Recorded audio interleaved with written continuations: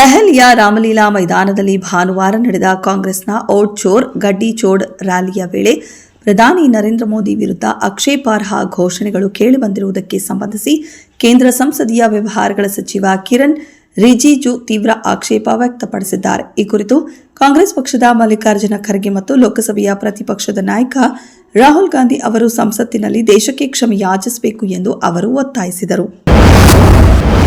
2025 ಹಾಗೂ 26ನೇ ಆರ್ಥಿಕ ಸಾಲಿನ 8.5 ತಿಂಗಳು ಕಳೆದು ಕೇವಲ 3.5 ತಿಂಗಳು ಬಾಕಿ ಇದೆ.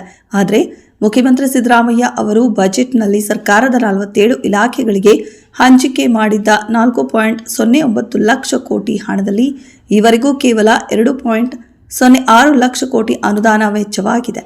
ಈ ಅಂಶವು ರಾಜ್ಯ ಕಾಂಗ್ರೆಸ್ ಸರ್ಕಾರದ ಕಾರ್ಯವೈಖರಿಗೆ ಹಿಡಿದ ಕನ್ನಡಿ ಎಂದು ವಿರೋಧ ಪಕ್ಷದ ನಾಯಕ ಆರ್ ಅಶೋಕ್ ಟೀಕಿಸಿದ್ದಾರೆ.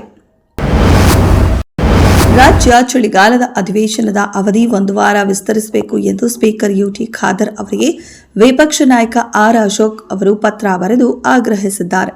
ಡಿಸೆಂಬರ್ 8ರಿಂದ 19ರವರೆಗೆ ಬೆಳಗಾವಿಯಲ್ಲಿ ಚಳಿಗಾಲದ ಅಧಿವೇಶನ ನಡೆಸಲು ನಿರ್ಧರಿಸಲಾಗಿತ್ತು. ಆದರೆ ಕಾರಣಾಂತರಗಳಿಂದ 10 ದಿನಗಳ ಅಧಿವೇಶನದಲ್ಲಿ 2 ದಿನದ ಅಧಿವೇಶನದ ಸಮಯ ಮೊಟಕುಗೊಂಡಿದೆ. ಹೀಗಾಗಿ ಅಧಿವೇಶನ ಅವಧಿ ವಿಸ್ತರಿಸಬೇಕು ಎಂದು ಒತ್ತಾಯಿಸಿದ್ದಾರೆ.